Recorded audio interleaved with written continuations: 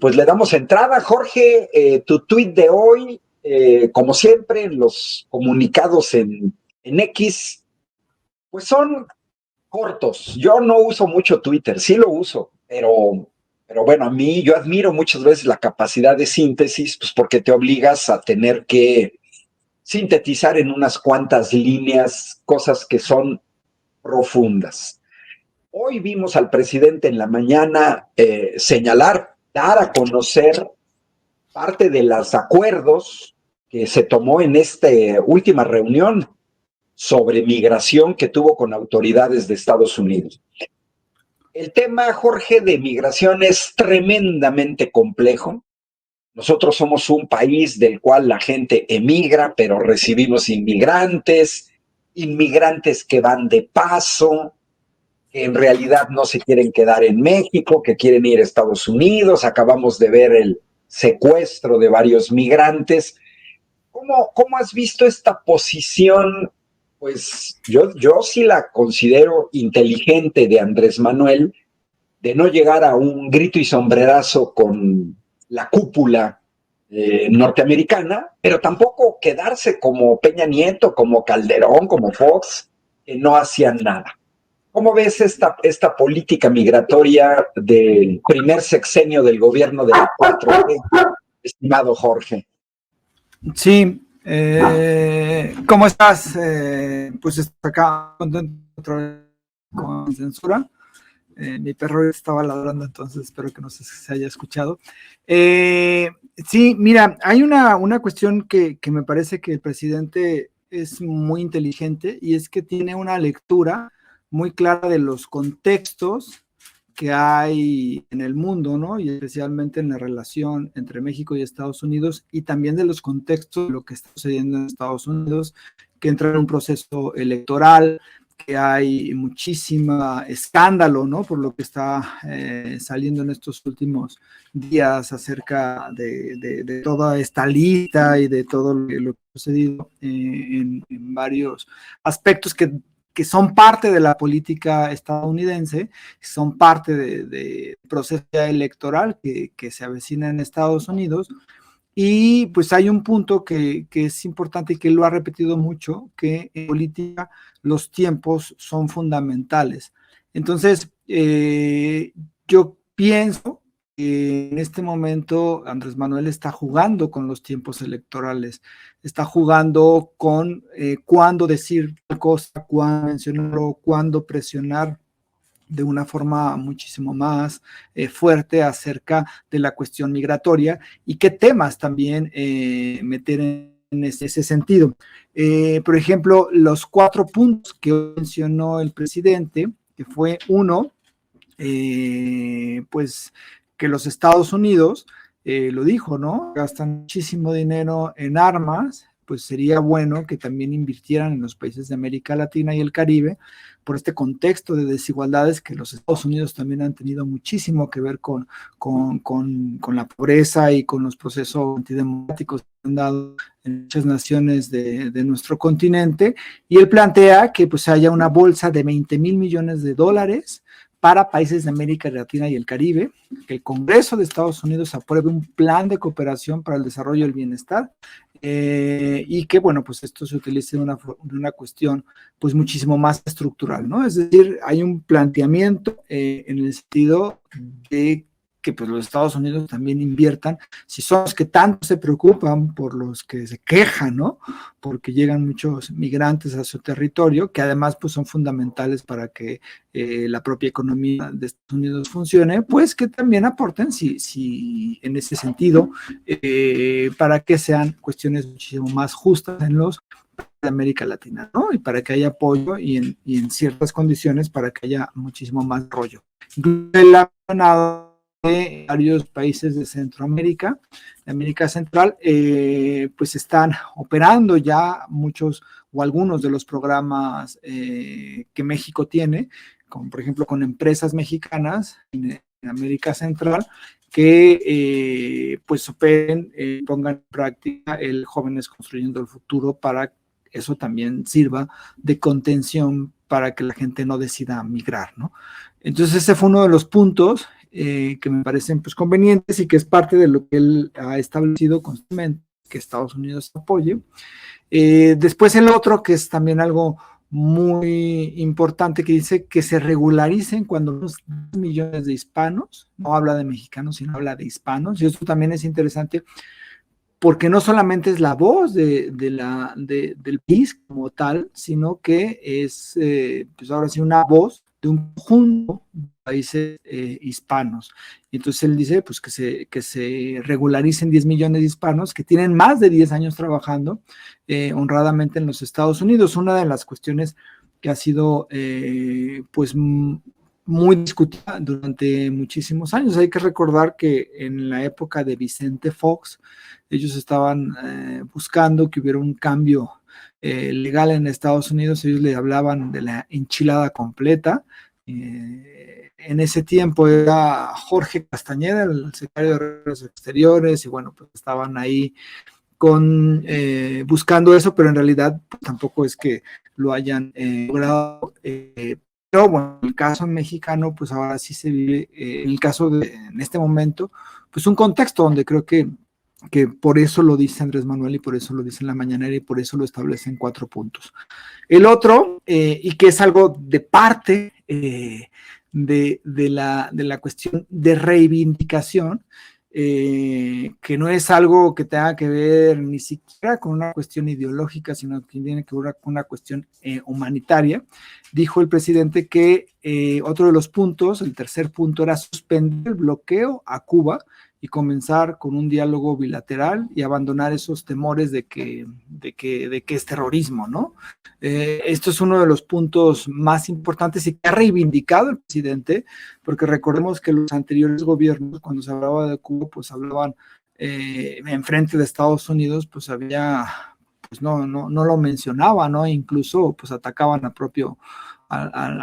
propia isla. Tenemos este episodio denigrante de parte de Vicente Fox cuando era presidente todavía Fidel Castro, donde en Monterrey le pide a Fidel Castro que se vaya cuando llegue a Estados Unidos, y entonces pues ahora hay una reivindicación, siempre lo de inicio del gobierno hasta ahora, y pues lo pone como parte de un paquete también migratorio de lo que se buscaría, ¿no? Y el punto 4, y es quitar, dijo el presidente, todas las sanciones a Venezuela, porque dijo, miren cuántos venezolanos de los 32, ¿no? Que fueron secuestrados en Tamaulipas y que después fue liberado, que es un punto importante porque hay una migración y es una cuestión problemática con los venezolanos que están migrando, que quieren llegar hacia Estados Unidos. Entonces me parece que aquí hay un elemento, y que es cómo la lectura que hace el presidente López Obrador acerca de lo que está sucediendo en Estados Unidos, me parece que por eso está en este momento de año electoral, pues estableciendo estos puntos y tratando de presionar hacia los dos políticos hegemónicos en Estados Unidos, los demócratas y los republicanos, y entonces pues para que, dice el presidente, pues tomen partido acerca de ello. Y hay que tomar en cuenta también que la figura ya de Andrés Manuel López Obrador tiene mucho peso en Estados Unidos por toda la cantidad de migrantes mexicanos, que muchos de ellos pues ya tienen derecho a votar, ¿no? Entonces creo que está en este sentido, no es que se le ocurrió, no es que lo haya dicho porque le preguntaron, sino que aprovecha lo sucedido en Tamaulipas y aprovecha también el contexto en Estados Unidos para poner como punto esto, o sea, como parte de la discusión, estos 4 puntos que seguramente ya se han puesto sobre la mesa en las reuniones bilaterales que han tenido los gobiernos de México y de Estados Unidos. Entonces, por eso creo que sí es importante tener en cuenta que el presidente, a pesar de todas estas críticas, no sé si recuerdan esa crítica de Denise Dresser que decía que pues es que Andrés Manuel López Obrador no entendía de política internacional porque pues él venía de un lucho, ¿no? Él dijo Macuspana, y pues que ahí no se hablaba y no se tenía esta perspectiva internacional como se tiene en el ITAM, como se tiene en otras universidades privadas. Pues lo que ha demostrado el presidente es que tiene esa visión, que sabe perfectamente leer los contextos internacionales, los contextos sociales, contextos políticos, y que esta cuestión del tiempo, que en política, lo he repetido muchas veces, es muy importante. Jorge, pues efectivamente lo que señala Andrés Manuel, pues no con pelos y señales, pero los datos ahí están, es hábil, quizás molestaría más al gobierno norteamericano, pues hacer la comparación, porque en este acuerdo que señala hoy se habla de 20,000 millones de dólares, cuando la ayuda militar a Ucrania solo hasta febrero del año pasado era de 43,000 millones, el doble. Y Biden en octubre pidió 100,000 millones, 106,000 millones de dólares, 5 veces más, que también muestra las prioridades del gobierno norteamericano. Y ahorita lo que señalabas de Denise Dresser, acuérdate que también criticaban a Andrés Manuel que porque no habla inglés, como si eso garantizara tener una visión global. Y efectivamente debemos estar orgullosos que nuestro actual presidente es un referente eh, para toda América Latina. ¿No? Te aseguro que hasta Javier Milei está atento de lo que se dice en las mañaneras. Si no es Javier Milei, el entorno de Javier Milei. Pero también más sorprendente, yo he escuchado a líderes europeos, he escuchado a diputados españoles referirse a Andrés Manuel López Obrador en sesiones oficiales del Parlamento español, haciendo referencia a cosas que dijo el presidente, a política pública del presidente.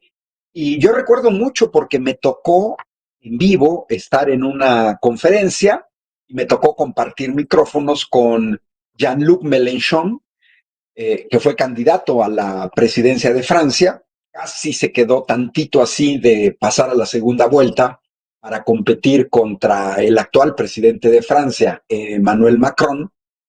Y bueno, Jean-Luc Mélenchon dijo, hubo un tiempo en que los latinoamericanos, sus referentes eran europeos. Gramsci, Trotsky, Lenin, etcétera. Y dice, ahora yo estoy en México y vine a México porque quiero saber cómo le hicieron para ganar las elecciones con 30 millones de votos y comenzar un cambio, una transformación. Esto fue por ahí del 2019, recién llegado Andrés Manuel a la presidencia, y dijo, y sin romper un solo vidrio, parafraseando a Andrés Manuel, llegar ahí y dice, hoy nos toca aprender, ¿no? Y también me ha tocado compartir espacios con Juan Carlos Monedero, que tiene una visión semejante, es decir, no solamente Andrés Manuel es un referente en América Latina, se habla de él en Canadá, se habla de él en Estados Unidos, les pese a la oposición, pero ya podemos decir es en toda América, pero también en Europa.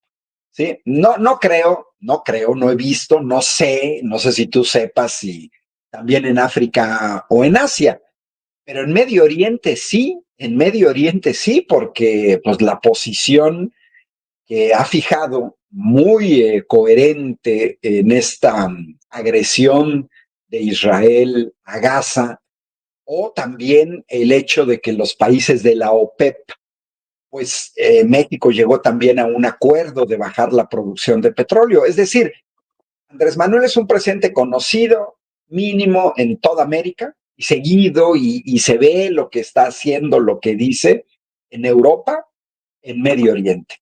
Y en Asia, pues yo no excluyo, Jorge, que incluso los chinos, tanto por la relación comercial que tenemos, como porque en las votaciones en la ONU, desde que ha llegado Andrés Manuel, pues se ha exhibido que se rompió con esa incondicionalidad que tú lo acabas de señalar, esa anécdota feroz de servilismo de Vicente Fox, de come si te vas.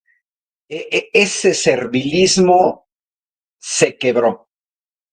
Sin embargo, Jorge, te doy la palabra.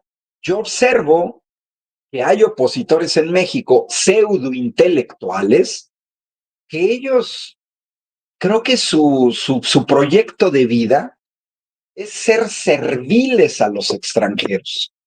¿Cómo la ves con esta oposición y la postura de Andrés Manuel? Ya un poco, no nada más el tema migratorio, porque el tema migratorio es uno de los aspectos de nivel internacional, pero hay más. Su posición en la guerra en Ucrania, su posición en esta guerra de Israel contra Hamas, es decir, su posición en este tipo de conflictos, y pues también sin pelos en la lengua, pues ha criticado lo que está haciendo Milei en Argentina, lo que pasó en Perú. Recordemos que le salvó la vida a Evo Morales en Bolivia. ¿Cómo ves en este plano más general a este Andrés Manuel como estadista de nivel internacional? Sí, fíjate que ahora que mencionas estos temas, si hacemos un recuento de las posiciones que ha tenido el gobierno mexicano a partir de la llegada del presidente López Obrador, pues se ha reivindicado la política, digamos, internacional, la política exterior que tenía el país durante muchos años, el país, de una soberanía, de la defensa de la soberanía, también del respeto a los demás pueblos, la no intervención, y creo que el presidente la ha llevado con bastante dignidad. Yo recuerdo cuando fueron las elecciones que terminó su periodo Donald Trump, que fueron las elecciones y que después Joe Biden, y que él no lo felicita de forma inmediata, ¿no? Como hicieron muchos países que prácticamente le quemaban incienso a Biden, y recuerdo que había artículos de muchos de los opositores o de los voceros de los opositores donde decía que prácticamente la relación entre México y Estados Unidos se había quebrado, esta falta de tacto del presidente al no felicitar a Joe Biden, al no mandar un mensaje en Twitter diciendo que era lo máximo. Incluso ponían como referente al presidente Fernández en Argentina, que lo felicitó de forma inmediata, y entonces decía que cómo era posible que Andrés Manuel no siguiera lo que había hecho el gobierno de Argentina. Y pues al paso de los meses, de los años, pues hemos visto que esa no, en principio no afectó la relación, y también que mostró pues la dignidad, y que mostró también esta capacidad que tiene Andrés Manuel López Obrador para lograr, ¿no?, sortear, dependiendo de las figuras políticas, pues en aras de un beneficio para el país. Recordemos también cómo logró con el pues voluble Donald Trump tener una relación bastante amigable, donde incluso el propio presidente fue a los Estados Unidos, habló en la Casa Blanca, hizo referencia a pasajes históricos de México y Estados Unidos, y pues ha sabido tener esta relación, que es una relación muy compleja con Estados Unidos, y que en realidad la oposición y muchos de los liderazgos intelectuales de la oposición caen en esta cuestión pro-yanqui, aspiracionista, de obediencia hacia lo que dictan en Estados Unidos, y creo que hay una política distinta ya en este país, y una política que ha tenido pues otra forma de actuar, que es la que actualmente se está dando, muy distinta a la que se tenía en los últimos 30 años, ¿no?, que era pues prácticamente de obediencia hacia lo que dictara quien estuviera en la Casa Blanca, o que dictara quiénes eran las empresas más importantes de los Estados Unidos. Y creo que aquí ha habido pues una una política mucho más inteligente, que ha sabido en ciertos momentos presionar, en ciertos momentos tratar de llegar a acuerdos, en ciertos momentos también tratando y evidenciando cuáles son las cuestiones que importan al país, y no se ha callado el presidente, y creo que eso es una de las cuestiones importantes, si no es con sombrerazo diciendo vamos a ir en contra de los Estados Unidos, no es con exigencia, con una política exterior bastante capaz, y eso creo que hay que reconocerlo. Y respecto a la relación que tiene el presidente López Obrador y México con los países de América Latina, también ha habido cambios radicales en ese sentido. Y creo que el caso de Javier Milei es muy emblemático de cómo se tiene esta visión, porque tenemos que Javier Milei representa lo que sería un neoliberalismo, digamos, radical, donde prácticamente está vendiendo al Estado argentino con privatizaciones, donde tiene una filosofía autoritaria de decir no van a salir a manifestarse o vamos a golpearlos si se atreven a hacer tales o cuales cosas. Y yo creo que ante ese tipo de resurgimiento de estos gobiernos neoliberales, pero además de gobiernos muy autoritarios, pues sí hay que alzar la voz de cierta forma, con respeto, pero como lo ha hecho el presidente en muchos momentos, criticando políticas neoliberales, criticando políticas autoritarias, porque al final pues son elementos de unión entre los países de América Latina, de apostar por la libertad, de apostar por la democracia y de apostar también por el beneficio de los pueblos de todo el continente, ¿no? Y esto lo ha demostrado no solamente en los discursos, sino también en los propios hechos.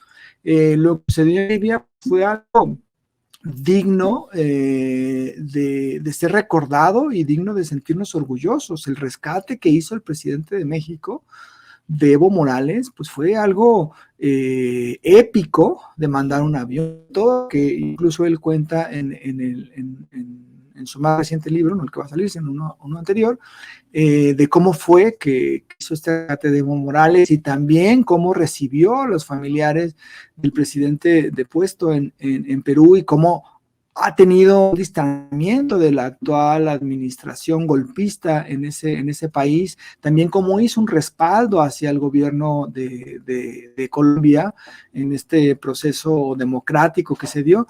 Entonces creo que ha seguido una cuestión de respeto hacia los gobiernos de América Latina, pero también de solidaridad con los pueblos y con los procesos democráticos que ha habido en el continente, y que además pues el continente americano, América Latina, ha sufrido pues muchísimo de golpes de Estado, de gobiernos autoritarios, de represiones, de desapariciones, y me parece que la política exterior y la visión que ha tenido México y el Obrador respecto a América Latina y respecto a Estados Unidos, pues ha sido la adecuada, y creo que en el 2018 también el pueblo mexicano votó por tratar de dignificar a nuestro país respecto a las naciones que nos rodean, a las naciones del continente, de la política exterior, porque hay que recordar, y eso es importante, que durante muchísimos años la política exterior mexicana pues dio pena por la forma en cómo actuaba a partir de lo que Estados Unidos indicaba. Ok, Jorge, bueno, y recordarás incluso que apostaron que la relación con Estados Unidos iba a ser pésima, total, por lo que señalaste, eso que recordaste, a mí hasta se me había olvidado, ¿eh? Pero te recordarás que esta falta de no felicitar inmediatamente a Biden, cuando todos sabíamos, y era evidente, y el mundo lo sabía, que Estados Unidos estaba en su conflicto postelectoral más duro de su historia. Y dijeron, no, le va a ir mal a México, le va a ir mal a Andrés Manuel porque no felicitó a Biden, etcétera, etcétera. Y en realidad lo que vimos, pues es un verdadero estadista que de alguna manera, pues demostró en los hechos que eso no era así. Jorge, Tenemos otro tema que a mí me parece muy interesante. No sé si tuviste chance de verlo, pero bueno, eh, esta señora, Beatriz Pajés, la que agrede, porque pues a mí yo lo considero una agresión con su portada de siempre en contra de la doctora Claudia Sheinbaum, que ahora publica en siempre, ahora resulta ser que los opositores están interesados en los jóvenes, ¿no? Dice Beatriz Pajés que es necesario hacerles saber que van a escribir la historia, como si no lo supiéramos y como si no lo hubiéramos ya vivido. Y luego todavía dice, se pregunta, ¿no? ¿Qué prefieren? ¿Que la 4T les siga regalando balas? Digo, a mí no, para mí se me hace una pérdida de tiempo seguir a gente o a personajes como Beatriz Pajés, pero siguen exhibiendo pues que no saben ni dónde están parados.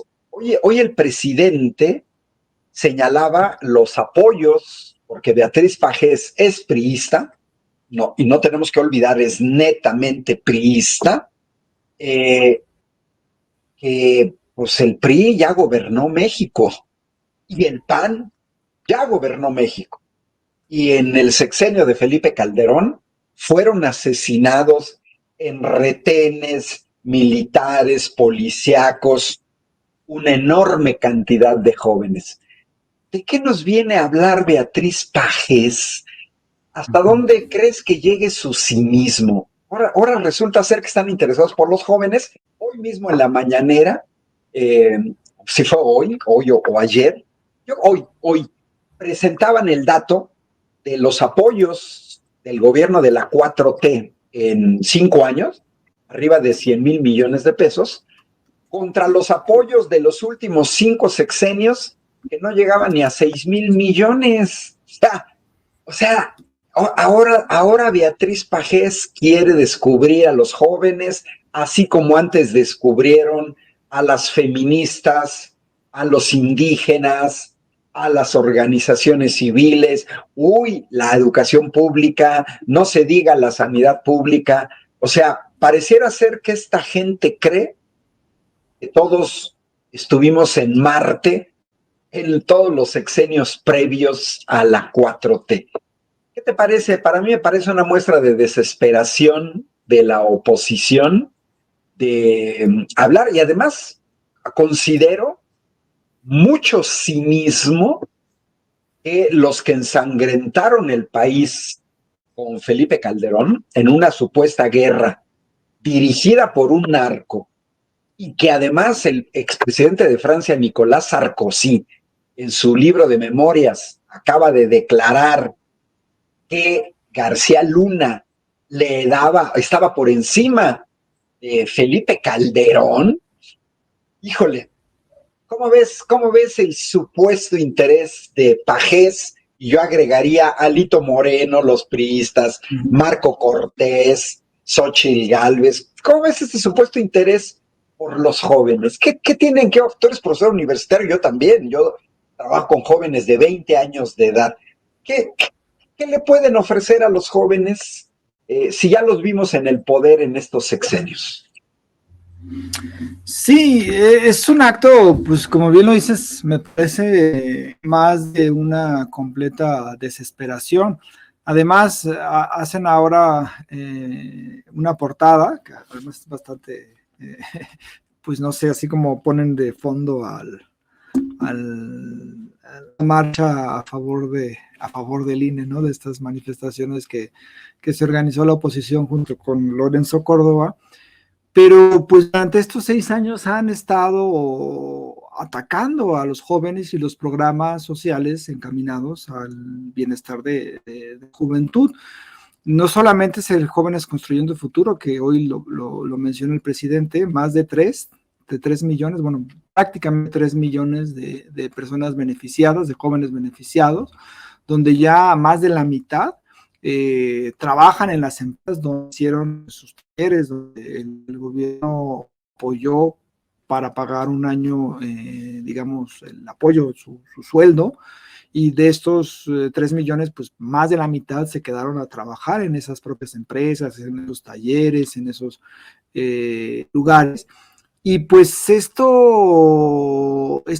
además, esto se une a la gran cantidad de beneficiarios jóvenes en educación superior y media superior que reciben un apoyo como una beca, que antes no existían esas becas. Había becas, pues sí, eran mucho más reducidas y además eran becas, unas ya en posgrado, en algunos apoyos en licenciatura, pero ahora se ha generalizado y hay apoyos de becas en estudiantes de nivel básico y media, en fin. Esto es parte de estas políticas sociales como contención también para impedir que muchísima gente, muchísimos jóvenes, pues tomen, como lo llamaría el presidente, las conductas antisociales, o sea, que rolen el crimen organizado y que pues vean con estos apoyos que hay una perspectiva buena en lugar de estar relacionados con el crimen organizado y tener el crimen organizado un ejército de jóvenes dispuestos a participar en sus filas. Y estos apoyos, yo recuerdo, han sido muy criticados por la oposición. Recordemos que cuando una vez en redes sociales, ¿no? Un joven dijo, pues yo me compré un celular con la beca que me dieron y tal cosa, y todos estaban así, enojadísimos los de oposición, y cómo han repetido que apoyar a los jóvenes, darles becas, que el programa de Jóvenes Construyendo Futuro es tirar dinero a la basura, así lo han dicho, que son programas que no funcionan, que son programas que solamente están en la cabeza del presidente y que no hay un análisis previo de esos programas y esos dineros que se acaban en evaluar las evaluaciones de los programas sociales, porque así se iban muchísimos millones. Y han criticado durante estos 5 años estos programas, y ahora resulta ser que están preocupados por los jóvenes, y entonces dicen, Beatriz Pajes, que no, que cómo es posible, ¿no? Que estos jóvenes, que hay que salvar a estos jóvenes para que voten en contra del presidente, que en realidad se ha fijado en ellos, los ha reivindicado. Recordemos que siempre repite que no son ninis, ¿no? Esta palabra que incluso menciona que lo utilizaban varios académicos y algún rector de UNAM, y pues se ha visto ese apoyo a partir de los programas sociales, porque el programa de Jóvenes Construyendo Futuro, pues es un programa que son bastantes recursos para el apoyo de los jóvenes. Pero hay una frase en el artículo de Beatriz Pajes que dice, si los jóvenes votan, van a decidir el futuro del país. Dice, es necesario hacerles saber que van a escribir la historia y que tienen en sus manos la antorcha del cambio, ¿no? Imagínense un cambio para regresar a lo que venía siendo, que son los gobiernos del PRI y del PAN neoliberales. Y entonces les pregunta, ¿qué prefieren? ¿Que la 4C les esté regalando balas? Cuando en realidad esta cuestión de la inseguridad, esta cuestión de la guerra entre los cárteles, esta cuestión de los problemas que tenemos con la violencia, pues no inician en este sexenio. O sea, ellos vienen desde años antes y uno de estos, los 2 gobiernos anteriores, ¿no? El Felipe Calderón y el de Enrique Peña Nieto, fueron los que profundizaron esta cuestión de la violencia, fueron las gráficas de homicidios, se dispararon tanto en el gobierno de Felipe Calderón como en el de Enrique Peña Nieto, y ahora resulta ser que es la 4T la que regala balas, ¿no? Como si fuera la que estuviera realizando todos los actos de violencia, ¿no? Y además se utiliza esta cuestión que es muy ruin en parte de los opositores, dice que sus madres, se pregunta, sigan buscando los cadáveres de sus hermanos bajo los escombros, cuando la cuestión de los desaparecidos y de la violencia y de la matazón que ha habido, pues viene de los gobiernos de Vicente Fox, de Felipe Calderón y de Enrique Peña Nieto, ¿no? Entonces se pregunta, cierra así el artículo, de seguir siendo parias en un régimen que ha institucionalizado la mediocridad y la pobreza. Cuando lo que ha habido en este sexenio es se ha aminorado la pobreza, los índices de pobreza, que es algo muy importante, y que se ha logrado también, que es algo complejísimo, reducir la desigualdad en este país, que es uno de los grandes males que tiene México y que ha tenido muchos países de América Latina. Entonces, hablar a los jóvenes y pedir el voto cuando durante 5 años no se han digamos, criticado sistemáticamente todos los apoyos sociales para la juventud en México. Entonces, me parece un cinismo muy, muy brutal, de un cinismo, pues así, decir, no me la creo, pero además es absurdo, porque pues ahora resulta ser que se preocupan por los jóvenes cuando están a 6 meses de las elecciones, cuando durante los últimos 5 años han estado fustigando a los jóvenes que reciben apoyos y diciendo que todos estos apoyos y que todo este dinero que va a los jóvenes, pues es dinero tirado a la basura. Entonces me parece absurdo y me parece un acto de desesperación, y pues en realidad sí es como piensa ella, Beatriz Pajes, pues es representante de este PRI, pero en realidad sí creo que piensa buena parte de los opositores, que ahora pues sí en el proceso electoral van a pedir apoyo a los jóvenes para supuestamente luchar en contra del autoritarismo de la 4T, pero pues son, me parece, medidas completamente desesperadas. Ok, Jorge, vamos a tener que cerrar. Muy interesante. Mira, yo capturé la pantalla, aquí tengo en la tableta el dato que se presentó hoy en la mañanera, porque es impresionante la diferencia. Estamos hablando de que en los últimos 5 sexenios neoliberales se destinaron 1.340 millones de pesos por sexenio a los jóvenes. 1.340. Cuando en este sexenio, que todavía no termina, se han destinado 109,000 millones, es decir, 81 veces más, que creo que esto deja muy claro el interés del gobierno de la 4T, el interés de Andrés Manuel López Obrador en los jóvenes. Y bueno, nos vamos a tener que ir, Jorge, porque ya llegó el doctor Isaac de Paz y ya se nos está acabando el tiempo, porque yo cierro esta franja a las 3. Muchas gracias, Jorge. Saludos cordiales. Gracias. Y nos vemos a la próxima.